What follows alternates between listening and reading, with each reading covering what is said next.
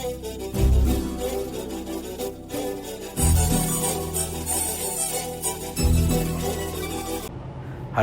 Guys, అందరు ఎలా ఉన్నారు?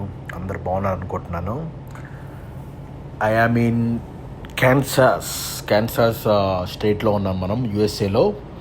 అండ్ మనమైతే కాలిఫోర్నియాకి వెళ్ళే దారిలో ఇది వచ్చింది అనమాట. వేరే రూట్ తీసుకున్నాను I-40 మీద నుంచి. బట్ మళ్ళీ ఇటువైపు నుంచి మళ్ళీ నేను I-70 మన కొలరాడో, మనకి ఫేవరెట్ స్టేట్ ఉంది కదా, ఆ రూట్కి వెళ్తాను. ఫస్ట్ అయితే I-40 రూట్లో నుంచి వెళ్దాం అనుకున్నా, బట్ చేంజ్ చేసుకున్నా, ఇటు నుంచి ఇటు వెళ్ళిపోదామని. సో ఈ స్ట్రెచ్లో I-40 నుంచి I-70కి కలిసే స్ట్రెచ్లో ఒక రీజనల్ రోడ్ ఉండేది అనమాట.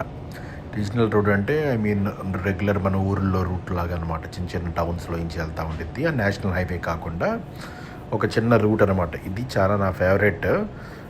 చూసారు సైడ్, లెఫ్ట్ సైడ్న సన్ రైజ్ ఎంత బ్యూటిఫుల్గా ఉందో. అండ్ రెండు వైపులు పొలాలు వచ్చి కొంచెం కర్వీ రూట్ అనమాట. ఎక్కువ ట్రక్స్ ఇవన్నీ ఎవరు ప్రిఫర్ చేయరు అనమాట ఈ రూట్. బట్ చాలా బ్యూటిఫుల్గా ఉంటుంది. ఏం గొప్పగా ఏమి ఉండదు కానీ, బట్ సింపుల్, మంచిగా రెండు సైడ్లు పొలాలు అండ్ బ్యూటిఫుల్ సన్ రైజ్, అంత బాగుంటుంది అనమాట. అండ్ ఈ క్యాన్సాస్లో చాలా చోట్ల మిలిటరీ బేసెస్ చూశాను నేను. మిలిటరీ బేసెస్ అండ్ మిలిటరీకి సంబంధించిన ఆపరేషన్స్ అండ్ ట్రైనింగ్ ఇవన్నీ జరుగుతూ ఉన్నాయి. మేబీ లాస్ట్ వీడియోలోనో మేబీ కట్ అయి ఉండొచ్చు. అది ఎక్కువసేపు రికార్డ్ చేయలేకపోయాను, ఎందుకంటే ఆ పాయింట్ ఆఫ్ వ్యూ మనకు ఎలా ఉండిద్ది అంటే నాకు కనిపించిద్ది, బట్ వీడియోలో మీకు అంత ప్రాపర్గా కనిపించదు అనమాట. సో అది ఎలివేటెడ్ అంటే కొంచెం ఎలా ఉందంటే, నేను హైవే మీద నుంచి వెళ్తుంటే అది పక్కనే ఉందన్నమాట. సో నా హై లెవెల్లో కనిపిస్తూ ఉంటాయి, కానీ అన్నీ మీకు డౌన్ లెవెల్లో ఉన్నాయి కనిపించవు కదా మీకు, నాకు కనిపిస్తుంది. సో అందుకని అది వీడియో కూడా తీయలేదు. But military operations and many vehicles, military vehicles, ఎన్ని ఆపరేషన్స్ అయితే చాలా బాగా జరుగుతుంది. అండ్ నేనైతే అంత ఎక్స్పెక్ట్ చేయాలి ఎంత ఫ్రీక్వెంట్గా జరుగుతాయని ఇక్కడ. లేటర్ నేను తెలుసుకుంది ఏంటంటే, ఇక్కడ one of the top student, ఈయన మొత్తం యూఎస్ఏలో క్యాన్సస్లోనే ఎక్కువ ప్రొడక్షన్ ఆఫ్ ఈ ఎయిర్ప్లైన్స్ కానీ జెట్స్ కానీ ఇవన్నీ ఎక్కువ ప్రొడక్షన్ ఇక్కడే ఉండిద్ది అనమాట. అది తెలుసుకున్నది. అండ్ ఇప్పుడే బ్యూటిఫుల్ సన్ రైజ్ వచ్చింది. సైడ్ లెఫ్ట్ సైడ్ చూస్తూ ఉండొచ్చు. And I'm trying to show you. And మీకు కనిపిస్తుందో లేదో నాకు అంత ఐడియా లేదు, but okay.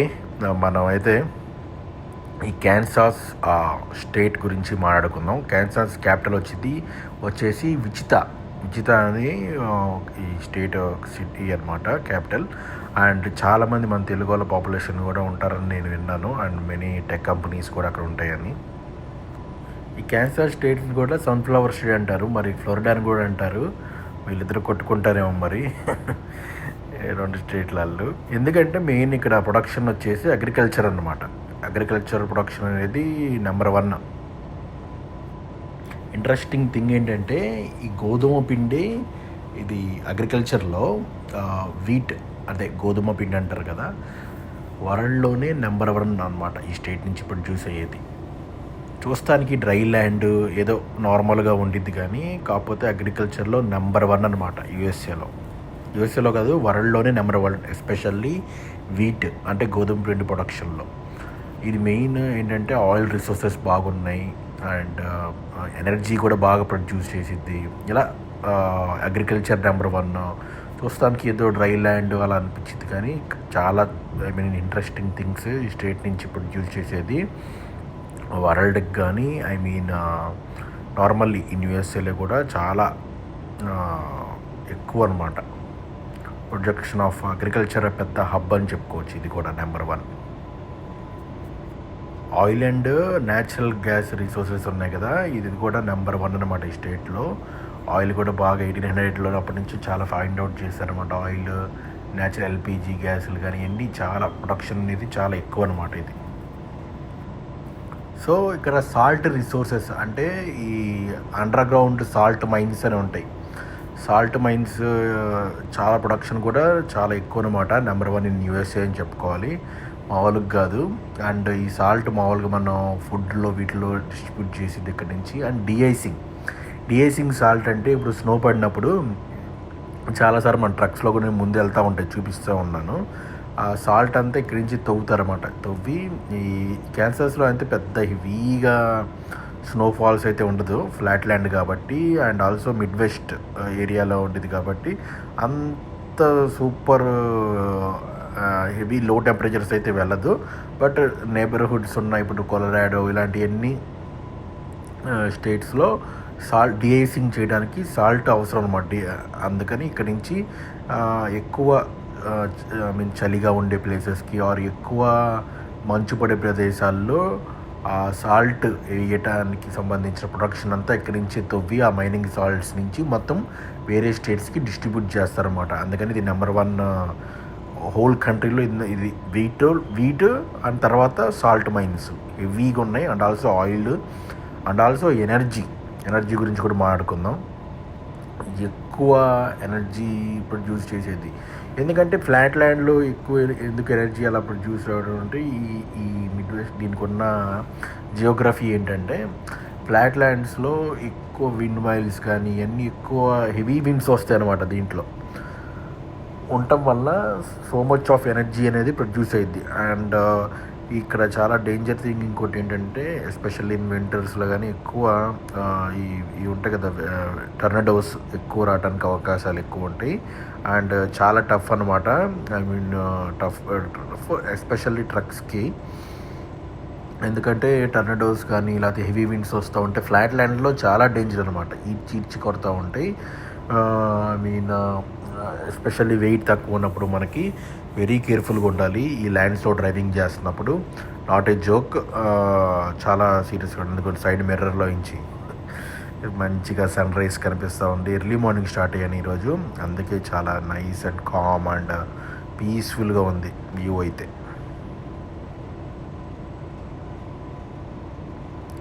Super view.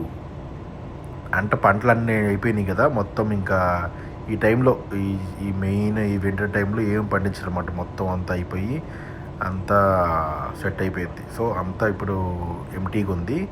Usually ఇదే కనుక సమ్మర్ టైంలో నెక్స్ట్ ఒక 3-4 months తర్వాత వస్తే మే జూన్ ఆ టైంకి మొత్తం గ్రీనరీగా సూపర్ ఉండిద్ది అనమాట వ్యూ. ఇదిగోండి సైడ్ ఫ్యాక్టరీస్ ఇవన్నీ ఉన్నాయి చూసారా.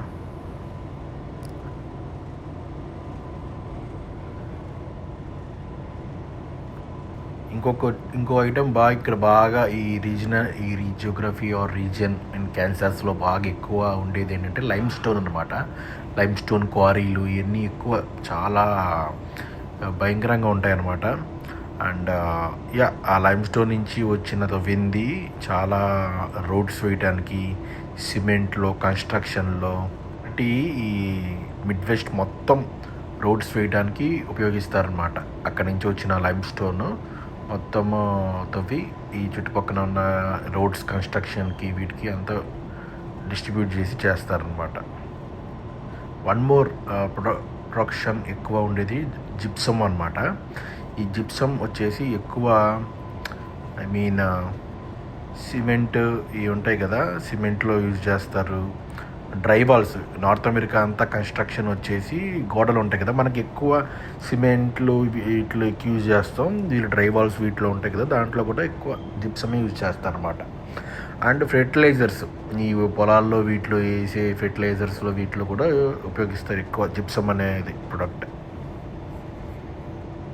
కోల్, బొగ్గు, ఐ మీన్ ట్రైన్స్లో వీటిలో అండ్ చాలా వాటిలో ఉపయోగిస్తారు కదా, ఆ బొగ్గు ఎక్కువ.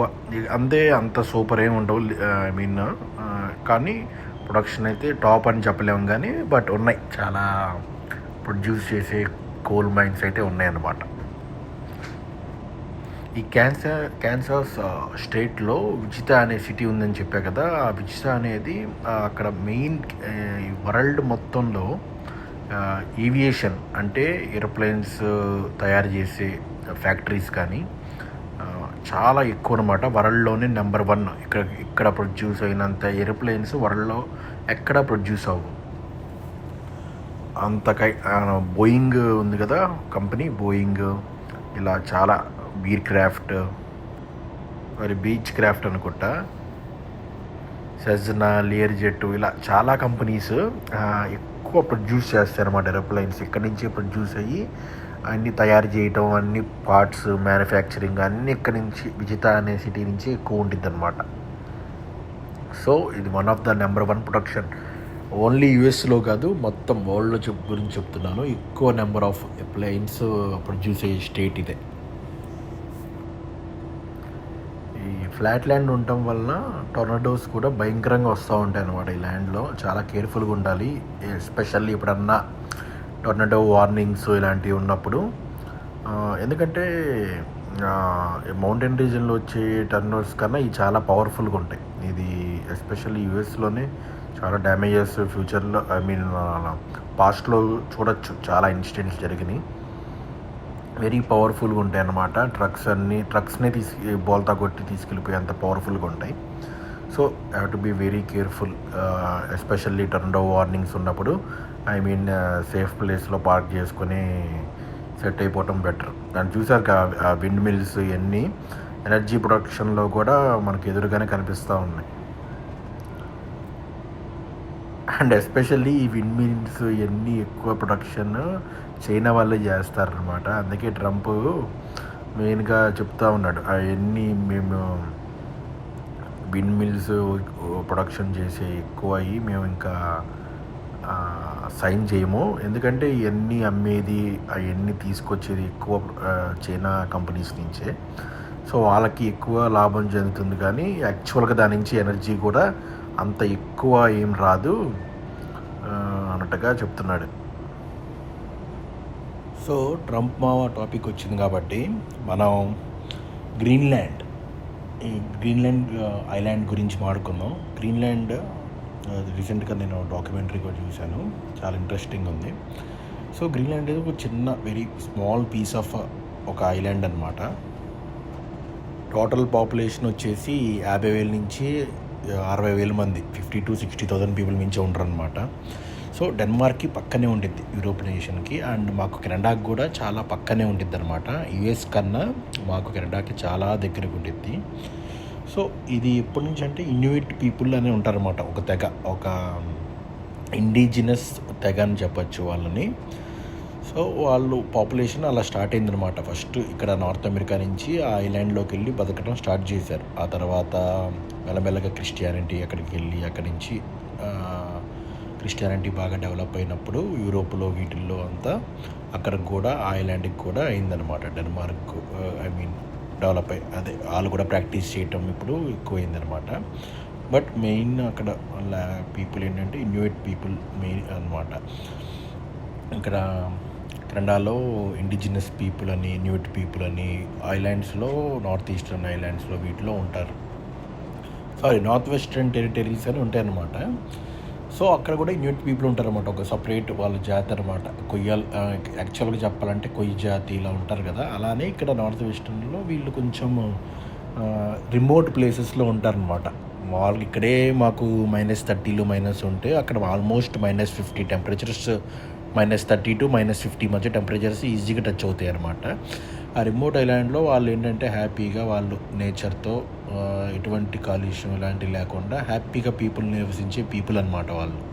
వాళ్ళ రిలీజియస్ బిలీవ్స్ వాళ్ళు అంతా సపరేట్ అనమాట. మెల్లమెల్లగా క్రిస్టియానిటీ అన్నీ తీసుకొచ్చి వాళ్ళని కూడా క్రిస్టియన్స్గా మార్చి ఇలా నార్త్ అమెరికాలో ఎంత తెలుసు కదా, నార్త్ అమెరికాలో, యూరోప్లో ఇలా మొత్తం మార్చేసి అలా డెవలప్ అయిందనమాట యాక్చువల్గా అయితే వాళ్ళు అనమాట.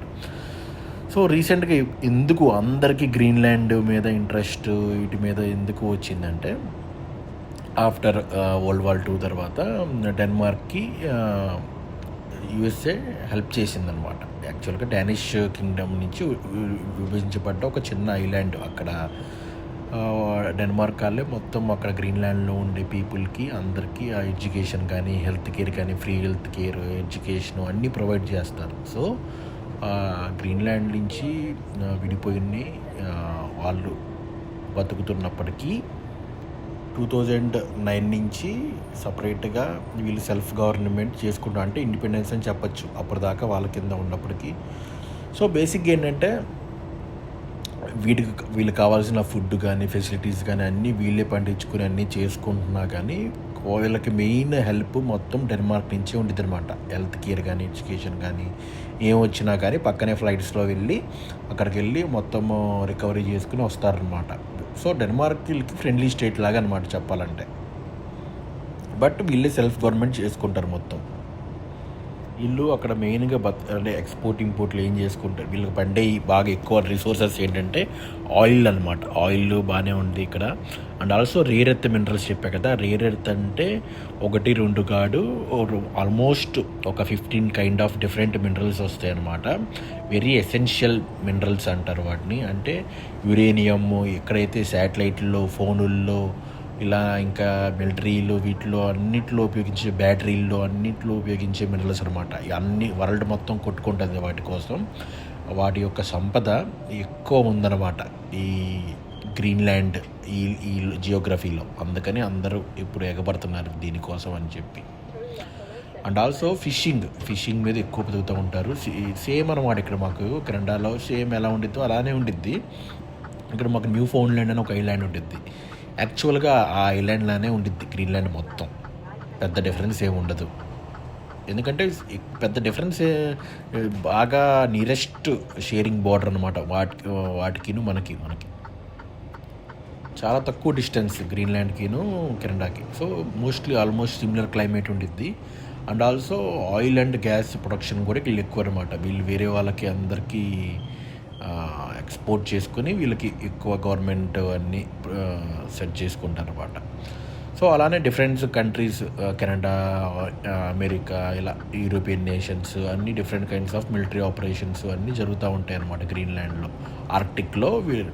సో ఈ ఐస్ కరిగిపోయి అన్నీ అయిపోవటం వల్ల ఈ రేర్ ఎర్త్ మినరల్స్ కానీ, see roots especially see roots అనేవి బాగా బయటపడినాయి. సో దానివల్ల వేరే వాళ్ళకి అడ్వాంటేజ్ అవుతుందని చెప్పి వీళ్ళ బాధ అనమాట. యూరోప్ వాళ్ళది, అమెరికా వాళ్ళది బాధ. సో ఈ టాపిక్స్ గురించి మనం ఇంకా డీప్గా ఫ్యూచర్లో మాట్లాడుకుందాం. Until then goodbye, see you in the next one. By.